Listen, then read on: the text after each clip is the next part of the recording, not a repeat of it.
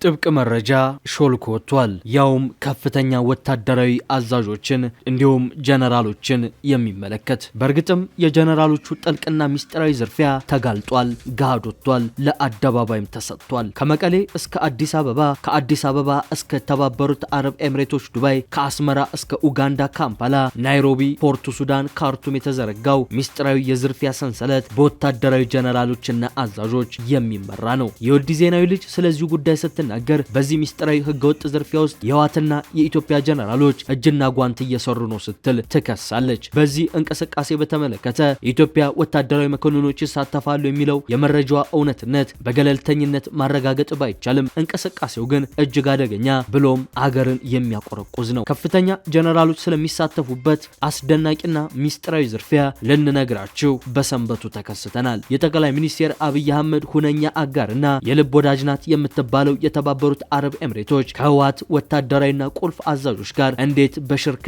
እንደምትሰራ ዶሴውን እንገልጣለን። ሰንበት ነውና ያውም የሐምሌ ክረምት ጋቢ ደርባችሁ በቆሏችሁን እየጠበሳችሁ ለምትከታተሉን ለእናንተ ውድ የአንድ አፍታ ተመልካቾቻችን ያጠናቀርኑን አስደናቂም አስደንጋጭም የምርመራ ሪፖርት እንድትከታተሉን እንጋብዛለን። አስቀድማችሁ ግን ይህ ቪዲዮ ለብዙዎች ተደራሽ ይሆን ዘንድ ቪዲዮን ላይክ አድርጋችሁ እንድትጀምሩ እንጠይቃለን።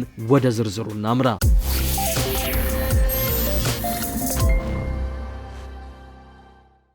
ስለዚህ የተቀናጀና የተቀነባበረ የዝርፊያ ስልት ከሰሞኑ የቀድሞ ጠቅላይ ሚኒስትር መለስ ዜናዊ ልጅ የሆነችው ሰምሃል መለስ በቤተሰቧ ላይ ለሁለት አስርት ዓመታት ስለዘለቀው የተቀነባበረ ጥላቻ እንዲሁም ስለ ወርቅ ዝርፊያው በዝርዝር ላንዳ ሪፖርት ለተሰኘ የዩቲዩብ ሚዲያ ጋር ሚስጥሮችን ይፋ አድርጋለች።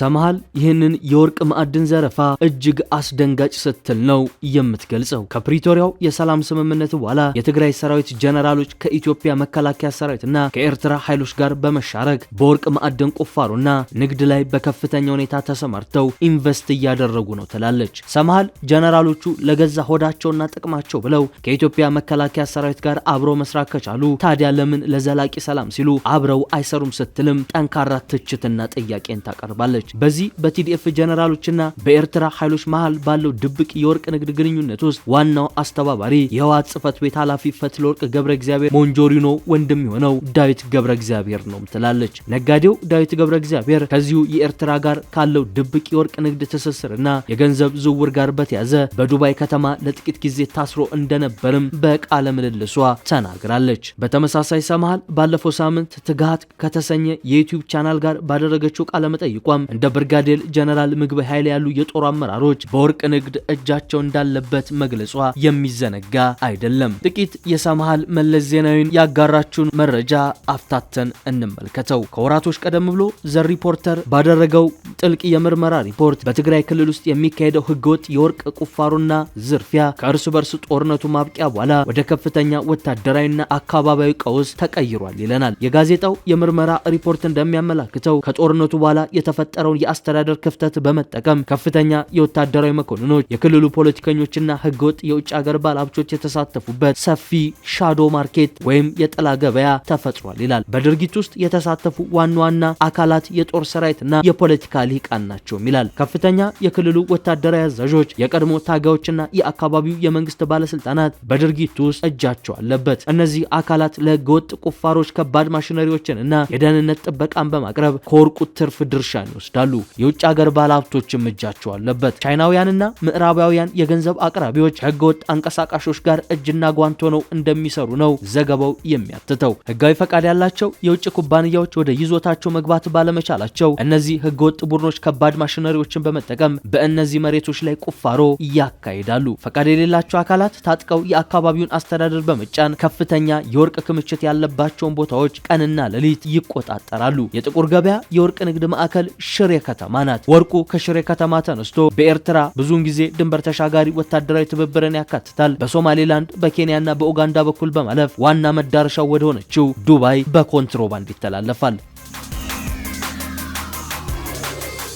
ይህ ሁሉ እየሆነ ባለበት ሁኔታ የኢትዮጵያ ብሔራዊ ባንክ በትግራይ ክልል የሚገኘውን የወርቅ ተቀማጭ ገንዘብ በከፍተኛ ሁኔታ መጨመሩን አስታውቋል። የክልሉ ባለስልጣናት የዚህ ወርቅ ምንጭ በትክክል እንደማያውቁም ያምናሉ። የኤርትራ ወታደራዊ መኮንኖች የኮንትሮባንድ ወርቅ ወደ ትግራይ በማምጣት በገንዘብና በሸቀጦች የሚለውጡበት የተገላቢጦሽ የኮንትሮባንድ መስመርም እንዳለ ነው የዘ ሪፖርተር የምርመራ ዘገባ በወቅቱ ያጋለጠው። ይህም ወርቅ በመጨረሻ ወደ መንግስት ህጋዊ የወርቅ ግዢ ማዕከላት ይገባል።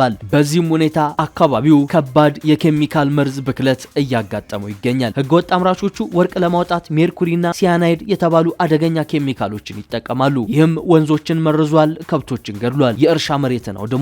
እንዲሁም በአካባቢው ህዝብ ላይ ከባድ የቆዳ ህመምና የነርቭ ጉዳትን አስከትሏል። እንደ ሳምረ ወረዳ ባሉ ባህላዊ የወርቅ ማውጫ ቦታዎች ቁጥጥር በሌላቸው የማዕድን ማውጫዎች ውስጥ በተፈጠረው ከፍተኛ የህዝብ ብዛት ምክንያት ለሞት የሚዳርግ የኮሌራ ወረርሽኝም ተከስቷል። በአካባቢው ላይ የሚደርሰውን ውድመት በመቃወምም ሰልፍ የወጡ የአካባቢው ማህበረሰቦችና ስራ አጥ ወጣቶች ህገወጥ ቡድኖችን በሚጠብቁ የአካባቢው ባለስልጣናት አማካኝነት በኃይል እርምጃ ህገወጥ እስራትና ማስፈራሪያ ደርሶባቸዋል። በትግራይ ጊዜያዊ መንግስት የማዕድን ስራዎች ሙሉ በሙሉ እንዲቆሙና የፈቃድ ኦዲት እንዲደረግ ከዚህ ቀደም ትዕዛዝ አስተላልፎ ነበር። ነገር ግን እገዳውን እንዲያስከብሩ የተመደቡት የደህንነት ባለስልጣናት ራሳቸውን ከህገወጥ ማዕድኑ ተጠቃሚ በመሆናቸው እገዳው ሙሉ በሙሉ መክሸፉንም ዘገባው ያትታል። በህወሓት ከፍተኛ ፖለቲካዊና ወታደራዊ አመራሮች የሚመራው ይህ ህገወጥ የወርቅ ንግድና ኮንትሮባንድ ሰንሰለት በትግራይ ክልል ያለውን የተፈጥሮ ሀብት በመበዝበዝ ለግል ጥቅምና ለድርጅቱ የፖለቲካ ወይም የጦርነት ፋይናንስ ማግኛ እየዋለ ያለ እጅግ የተወሳሰበ የወንጀል መዋቅር ነው። ይህ ጉዳይ በቅርቡ በድርጅቱ ውስጥ ለተፈጠረው ከፍተኛ የውስጥ ክፍፍልም አንዱና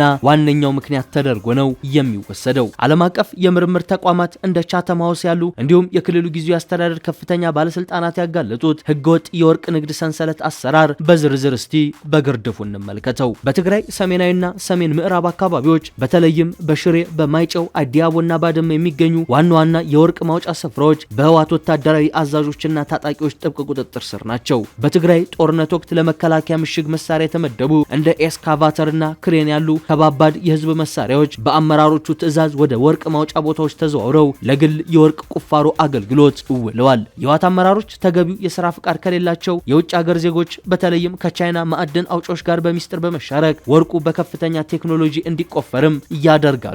የአካባቢው ወጣቶች፣ ተፈናቃዮች፣ የቀድሞ ታጋዮች እጅግ በጣም አነስተኛ በሆነ ክፍያ ወይንም በድርሻ ስምምነት ለአመራሮቹ ካርቴል ወይም የንግድ ማፊያ ሆነው እንዲሰሩ ይገደዳሉ።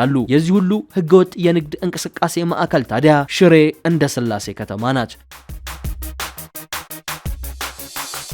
ሽሬ ከተማ የሰንሰለቱ ዋና የጥቁር ገበያ መናኸሪያ ናት። ከአካባቢው የሚመረተው ጥራት ያለው ወርቅ እዚሁ ይሰበሰባል። ከጦርነቱ በፊት ትግራይ በአመት እስከ 2.6 ቶን ወርቅ ለኢትዮጵያ ብሔራዊ ባንክ የምታስረክብ ትልቅ አቅራቢ ነበረች። አሁን ግን አመራሮቹ ባንኩ የሚሰጠውን ዋጋ በመናቅ ወርቁን ሙሉ በሙሉ ወደ ጥቁር ገበያ በማዞር ወደ ውጪ እያሻገሩታል። ወርቁን ከኢትዮጵያ ለማውጣትም በርካታ በሚስጥር የተደራጁና በጦር መሳሪያ የታገዙ መንገዶች ጥቅም ላይ ይውላሉ። የኤርትራና የትግራይ ጀነራሎች ትብብር የሚነሳው ታዲያ እዚህ ጋር ነው። ምንም እንኳን በህወሓትና በፌዴራል መንግስት መካከል የፖለቲካ ውጥረት ቢኖርም በድንበር አካባቢ ያሉ የህወሓት ወታደራዊ አዛዦችና የኤርትራ ጦር መኮንኖች በጋራ የሚመሩት የሚስጥር የንግድ ሰንሰለት አለ። ወርቁ በድንበር መንደሮች እንደ አዲከልቲ፣ ኢጉን እና ራማ በኩል ወደ ኤርትራ ይሻገራል። በምላሹም ጥሬ ገንዘብ፣ ቡና፣ ጤፍ፣ ሲሚንቶና የሶላር ፓኔሎች ይለዋወጣሉ። በምዕራብ ትግራይ በኩል ወደ ሱዳን የሚወሰደው መስመር ሌላው ወርቅ የሚወጣበትና ለጦር መሳሪያ መግዣ የሚሆን የውጭ ምንዛሬ የሚገኝበት መንገድ ነው። የተወሰነው ወርቅ ዓለም አቀፍ የእርዳታ ድርጅቶች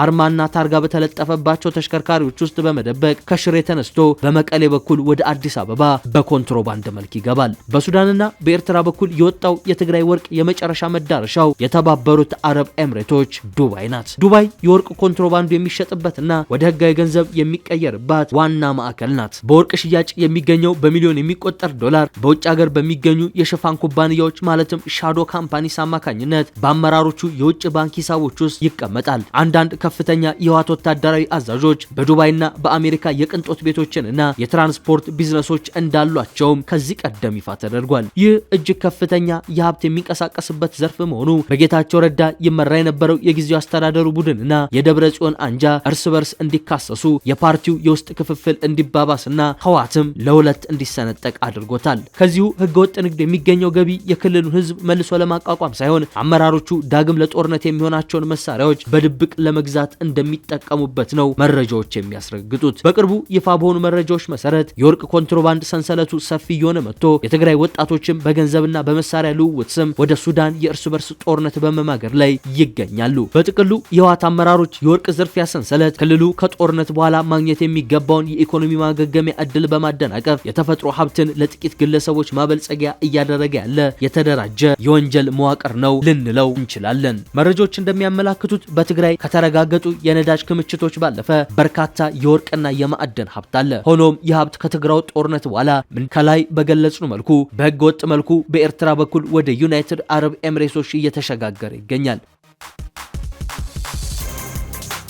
በትግራይ አሁን ላይ ባለው ገበያ የ1 ግራም ወርቅ ዋጋ እስከ 8000 ብር ይሸጣል። ከጦርነቱ በፊት በነበረ ጊዜ ትግራይ ለኢትዮጵያ ብሔራዊ ባንክ ከፍተኛ የወርቅ አቅራቢ የነበረች ሲሆን አሁን ግን የታሪክ ሆኖ ወርቁ በህገ ወጥ መንገድ መዳረሻውን ዱባይ አድርጓል። መረጃዎች እንደሚያሳዩት በተለይም እምቅ የወርቅ ሀብት ባለባቸው የትግራይ ሰሜን ምዕራብና ማዕከላዊ ዞን አካባቢዎች በርካቶች ከአስተዳደር ፍቃድ አግኝተው ሌሎች ያለ ፍቃድ በወርቅ ቁፋሮ ላይ ተሰማርተው እንደሚገኙ የሚነገር ሲሆን ማዕድኑን ለመቀራመት በሚደረግ እንቅስቃሴ ታጣቂዎች ጭምር የሚታኮሱ ሁኔታ መኖሩ የመንግስት ባለስልጣናት ጭምር በዚህ የወርቅ ማዕድን ቅርምት እጃቸው እንዳለበት ሌላው አመላካች ጉዳይ ነው። አቶ ጌታቸው ረዳ የትግራይ ክልል ጊዜያዊ መንግስት ፕሬዝዳንት በነበሩበት ወቅት በአንድ ወቅት በሰጡት አስተያየት ባለፉት 3 ወራት ከ28 ኩንታል በላይ ወርቅ ከትግራይ ክልል ወደ ፌዴራል መንግስት መግባቱን ሆኖም ከክልል ወደ መንግስት የገባ ገንዘብ አለመኖሩን የሚገልጽ አስደንጋጭ ሪፖርት ይፋ አድርገው ነበር። እንዲህ ነበር አቶ ጌታቸው ረዳ በወቅቱ እንዲህ ሲሉ ነበር የገለጹት። ባለፉት 3 ወራት ከ2 ሳምንት ከ28 ኩንታል በላይ ወርቅ ወደ ፌዴራል ገብቷል። ይህ በኮንትሮባንድ የወጣውን አይጨምርም። በዚህ ግን መንግስት አንዲትም ሳንቲም አላገኘም። ምክንያቱ በዚህ ጉዳይ የተሰማራ